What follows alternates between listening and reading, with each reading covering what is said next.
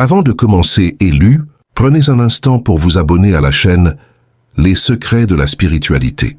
Pourquoi? Parce que ce texte n'est pas qu'un simple enseignement. C'est le début d'un dialogue, d'une transmission qui se veut vivante, évolutive et partagée avec celles et ceux qui, comme vous, cherchent à transformer leur plomb intérieur en or spirituel. En vous abonnant, vous rejoignez une communauté d'âmes en éveil. Vous ne manquerez aucune des prochaines étapes, des prochains enseignements qui approfondissent ce chemin d'alchimie intérieure. Vous soutenez la diffusion de cette sagesse vers ceux qui en ont besoin mais ne l'ont pas encore trouvée. Cliquez sur s'abonner, activez la cloche pour être notifié. Ce simple geste est plus qu'un clic. C'est un signal que vous envoyez à l'univers et à vous-même pour dire « Je suis prête, je suis ouvert et je choisis consciemment de nourrir mon voyage ». Une fois abonné, vous pouvez commencer la lecture sereinement. Sachez que vous tenez entre vos mains bien plus que des mots. Une carte, un miroir et une clé. Bienvenue. La première porte est ici. À vous de la franchir. Bienvenue à toi, chercheur d'âme. Si tu es ici, c'est que tu as senti ce paradoxe au fond de toi. Pourquoi ceux qui aspirent à la lumière semblent, souvent, traverser les nuits les plus sombres? Pourquoi les élus, ceux dont le cœur brûle d'une quête de vérité, ont-ils si souvent marché sur des sentiers de cendres? Ce n'est pas une erreur du destin, ce n'est pas une punition cosmique. C'est le premier indice d'un processus sacré que peu comprennent, l'alchimie des blessures. L'alchimiste des légendes cherchait à transformer le plomb en or. Toi, tu possèdes un pouvoir bien plus réel. Transformer ta douleur en sagesse, tes cicatrices en cartographie intérieure, ton passé en carburant pur pour ton évolution. Tes épreuves ne sont pas des preuves que tu as échoué, mais qu'un feu plus grand t'était destiné. Un feu qui nécessitait un combustible à sa mesure. Le paradoxe de l'élu. Imagine deux vases. Le premier est petit, fragile, à moitié rempli d'eau tiède. Le second est un grand récipient de cristal, profond, conçu pour contenir des essences rares. Lequel peut recevoir l'impact d'un torrent sans se briser? Lequel peut contenir un élixir puissant sans en altérer la nature? Ton parcours difficile n'est pas la preuve de ta faiblesse, mais l'indice de ta capacité à contenir. Les âmes désignées pour porter une conscience élargie, une compassion profonde ou une vision novatrice sont souvent soumises à des pressions qui sembleraient briser les autres. Pourquoi? Parce que la terre doit être labourée en profondeur, avant d'accueillir la semence la plus précieuse. Parce que le métal doit être porté à des températures extrêmes pour être forgé en lame résistante. La première loi de l'alchimie intérieure. La capacité à souffrir avec conscience prépare la capacité à illuminer avec puissance. Chaque trahison t'a appris à discerner l'authentique du faux. Chaque abandon t'a forcé à trouver ta propre fondation. Chaque injustice t'a révélé la véritable nature du pouvoir. Non celui qu'on prend sur les autres, mais celui qu'on réclame sur soi-même. Ces événements n'étaient pas des accidents, ils étaient des creusets, le mécanisme de la transmutation. La plupart des gens conservent leurs blessures comme des reliques dans un musée intérieur. L'élu fait autre chose. Il devient le laboratoire de sa propre transformation. Le processus suit 3 étapes sacrées. La calcination, la brûlure consciente. C'est le moment où la douleur n'est plus évitée, mais rencontrée face à face. Ce feu n'est pas destructeur, il est révélateur. Il brûle tout ce qui n'est pas essentiel. Les illusions, les attachements aux anciens rôles. La croyance que ton histoire te définit. 2. La dissolution, la liquéfaction des certaines. Les frontières entre ce qui m'est arrivé et ce que je suis commencent à fondre. La blessure n'est plus une chose solide que tu portes, mais une expérience liquide que tu traverses. Tu en extrais les composants. Une leçon sur la confiance, une révélation sur tes limites, une rencontre avec ta propre résilience. 3. La coagulation, la cristallisation du sens. À partir de cette matière première dissoute, tu reformes quelque chose de nouveau. Tu ne reconstruis pas un mur là où on t'a trahi. Tu cultives un discernement aiguisé. Tu ne remplaces pas un amour perdu. Tu ancres en toi une source d'amour inconditionnel. La blessure s'est transmutée en sagesse. Le carburant de l'âme. Regarde les plus grands guides, les artistes les plus touchants, les guérisseurs les plus intuitifs. Derrière chacun, tu trouveras un jardin secret de douleurs transformées. C'est la loi spirituelle la plus méconnue et la plus puissante. Ce qui t'a blessé détient la clé de ce qui peut te guérir. Et, à travers toi, guérir les autres. Ton expérience de l'injustice t'a donné un radar infaillible pour la détecter chez autrui. Ton sentiment d'abandon t'a enseigné la valeur sacrée de la présence vraie. Tes trahisons t'ont appris à reconnaître et à incarner la loyauté authentique. Ton passé difficile n'est pas un bagage, c'est une réserve d'énergie potentielle. Chaque souvenir douloureux, une fois alchimisé, libère une puissance qui peut alimenter ta créativité, ton intuition, ta mission, l'anatomie d'une blessure alchimisée. Une blessure non transformée est un bloc monolithique de douleur. Une blessure alchimisée révèle ses strates. Première couche, l'émotion cristallisée. La colère figée, la tristesse pétrifiée. L'alchimie commence quand tu demandes « Si cette émotion pouvait parler, que cherche-t-elle à protéger en moi ?» La colère protège souvent un sentiment d'injustice. La tristesse, une valeur perdue, ne cherche pas à la supprimer. Écoute son message. Deuxième couche, la croyance encryptée. Je ne mérite pas. Je suis seul. La confiance mène à la trahison.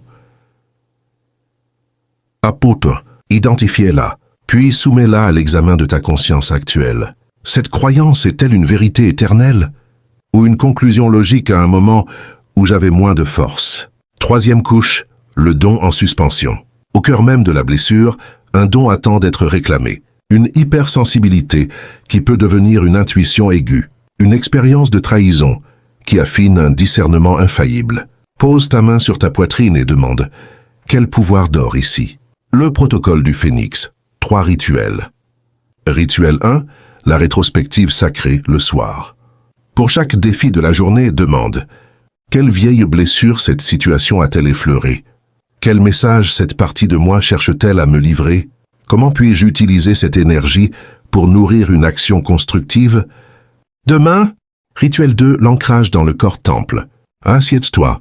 Respire dans la zone de ton corps qui porte la mémoire de la douleur. Imagine ta respiration comme un feu doux et doré qui traverse cette zone. Visualise la sensation dense se transformer en une lumière chaude, en une force calme. Rituel 3, la libération par l'acte créateur. L'énergie bloquée dans une blessure est de la créativité gelée. Donne-lui une voie d'expression.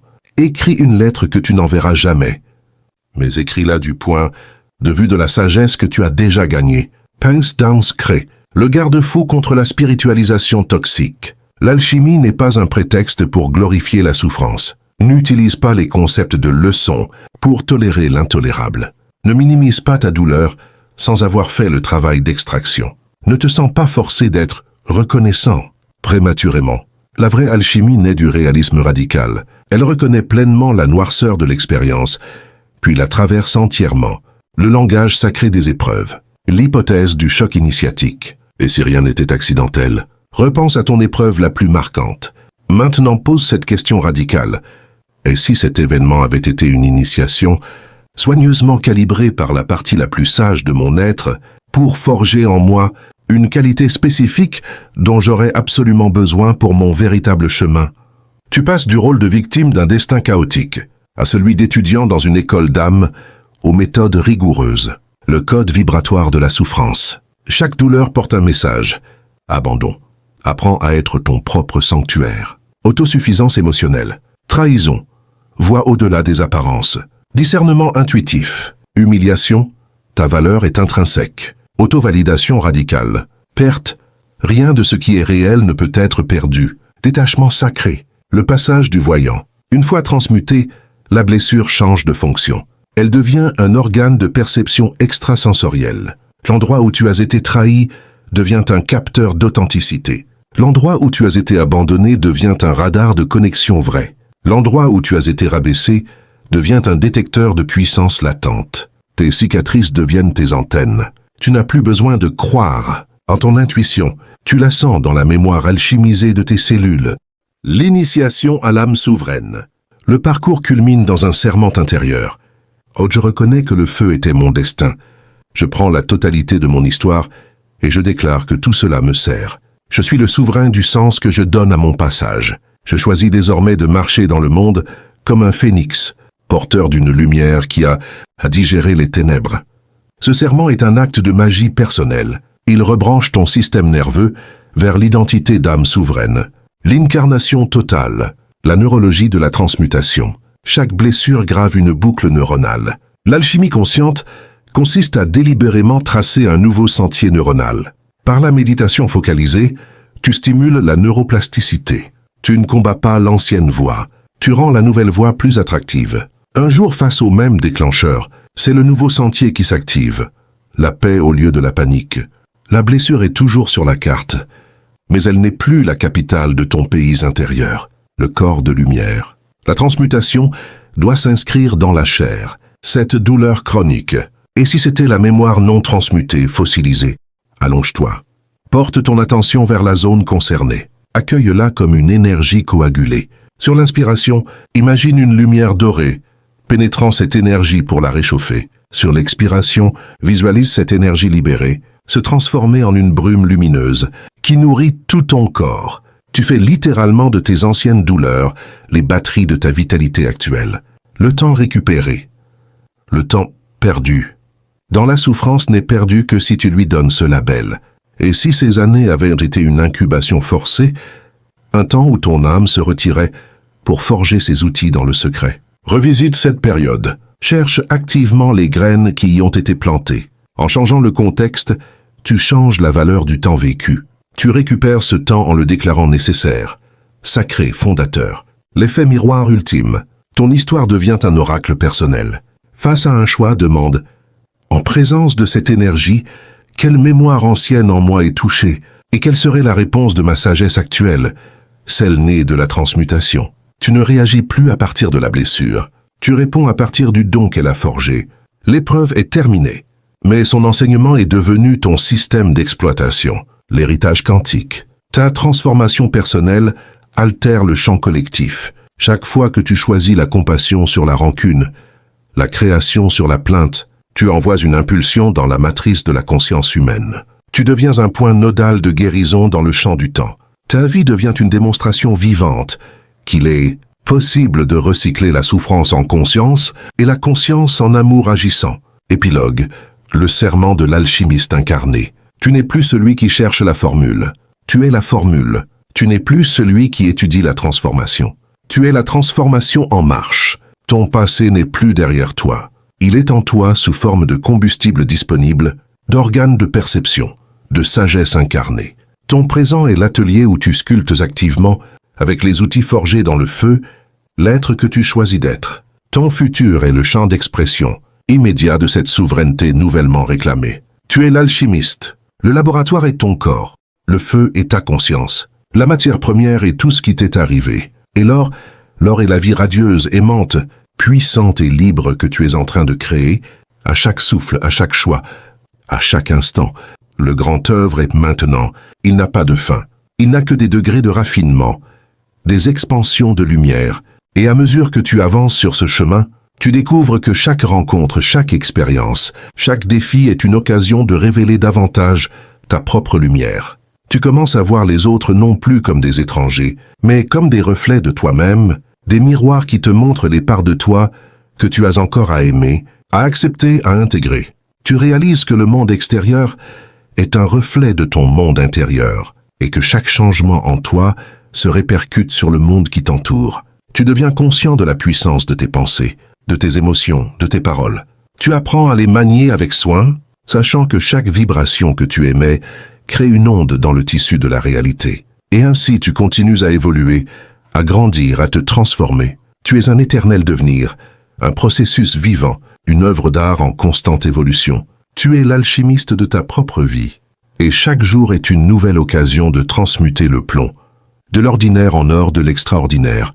Le voyage est loin d'être terminé, mais c'est précisément cela qui le rend si exaltant. Car dans chaque instant, il y a la possibilité de créer quelque chose de nouveau, quelque chose de beau, quelque chose qui n'a jamais été vu auparavant. Et c'est là, dans cette créativité sans fin, que tu trouves la liberté, la joie, l'amour. Alors, prends un moment pour respirer, pour sentir la vie qui pulse en toi, pour reconnaître la magie qui t'entoure. Tu es un être de lumière, un être de possibilités infinies. Et le monde, dans toute sa complexité, sa beauté, sa douleur, est ton terrain de jeu, ton atelier, ton chef-d'œuvre en devenir. La question résonne en toi comme un écho, un appel à l'action, un rappel de ta puissance créatrice. Qu'est-ce que tu vas créer aujourd'hui? Un geste de bonté, un mot d'amour, un acte de courage, ou peut-être quelque chose de plus grand. Quelque chose qui te fait vibrer, qui te fait sentir vivant. Tu es un être de possibilités, un être de lumière et le monde est ton canevas. Alors prends un pinceau, prends une toile et commence à peindre. Crée quelque chose de beau, quelque chose de vrai, quelque chose qui reflète l'essence de qui tu es. Et n'oublie pas, le processus est tout aussi important que le résultat. La création est un voyage, un chemin qui se déroule à chaque instant. Alors profite de chaque moment, de chaque étape, de chaque respiration. Le grand œuvre est un processus sans fin, un cycle de création et de destruction, de naissance et de mort. Mais c'est précisément cela qui le rend si beau, si précieux, si vivant. Alors, continue à créer, continue à être, continue à évoluer. Tu es l'artiste de ta vie, le sculpteur de ton destin. Et le monde, dans toute sa complexité, sa beauté, sa douleur, est ton œuvre d'art en devenir. Demain est un nouveau jour, un nouveau chapitre, une nouvelle page blanche qui attend d'être écrite. Qu'est-ce que tu vas y inscrire? Des mots de sagesse, des actes de compassion, des moments de joie, ou peut-être quelque chose de complètement différent, quelque chose qui te surprendra toi-même? Le futur est incertain, mais une chose est sûre, tu as le pouvoir de le façonner. Tu as le pouvoir de choisir, de décider, de créer. Alors, qu'est-ce que tu vas choisir? Qu'est-ce que tu vas décider? Qu'est-ce que tu vas créer? La réponse est en toi, dans les profondeurs de ton être, dans les replis de ton cœur. Écoute-là, cette voix intérieure, cette intuition qui te guide. Elle te dira ce que tu dois faire, ce que tu dois être, ce que tu dois créer. Et n'oublie pas, tu n'es pas seul. Tu es connecté à tout ce qui est, à tout ce qui a été, à tout ce qui sera. Tu es une partie d'un grand tout, un fil dans le tissu de l'univers. Alors, avance avec confiance, avec foi, avec amour. Le grand œuvre continue, et tu es un élément essentiel de cette création en marche. Et à chaque pas, à chaque souffle, à chaque battement de cœur, tu es en train de créer, de façonner, de devenir. Tu es un processus vivant, une œuvre d'art en constante évolution. Et le monde autour de toi, il change aussi. Les arbres grandissent, les rivières coulent, les étoiles brillent. Tout est en mouvement, tout est en vie. Alors, qu'est-ce que tu vas faire de ce moment présent? Qu'est-ce que tu vas faire de cette vie qui t'est donnée? Tu vas la vivre pleinement, avec joie, avec passion, avec amour. La réponse est en toi. Écoute-là, cette voix intérieure qui te guide. Elle te dira ce que tu dois faire, ce que tu dois être, ce que tu dois créer. Et n'oublie pas, tu es déjà tout ce que tu as besoin d'être. Tu es déjà parfait, déjà complet, déjà divin. Alors, détends-toi, laisse-toi aller, laisse-toi être. Le grand œuvre continue. Et tu es déjà là où tu dois être. Porte cette couronne. Elle a été forgée dans ton propre feu. Elle t'appartient. Allez en paix et en puissance. Ainsi s'achève l'enseignement. Ainsi commence la légende, la tienne. Si ces mots ont résonné en vous, s'ils ont touché une vérité, éveillé une reconnaissance ou allumé une lueur d'espoir, alors ce n'est pas une fin, c'est une invitation à continuer le voyage. Cette lecture était la première pierre. Le chemin de l'alchimie intérieure est vaste, profond et riche en enseignements. Il y a d'autres portes à ouvrir, d'autres transmutations à explorer, d'autres parts de votre être à révéler. Pour ne manquer aucune des prochaines étapes, abonnez-vous dès maintenant à la chaîne Les Secrets de la Spiritualité. En vous abonnant, vous rejoignez une communauté qui cherche, grandit et se transforme. Recevez les prochains enseignements, guidances et pratiques pour approfondir votre chemin. Contribuez à faire circuler cette sagesse vers ceux qui en ont besoin. Laissez aussi un j'aime si cette transmission vous a parlé. C'est un signal précieux qui nous aide à savoir ce qui vous nourrit. Écrivez « Je transmute » dans les commentaires. Si vous vous engagez à transformer votre plomb en or, c'est un acte symbolique puissant. Partagez cette lecture avec une personne qui, vous le savez, traverse son propre creuset. Parfois, une seule phrase peut allumer une étincelle. Merci d'avoir voyagé jusqu'ici. Votre présence et votre attention sont précieuses. Le voyage continue. À très vite sur le chemin. Avec gratitude, les secrets de la spiritualité. Abonnez-vous, likez, partagez, transmettez.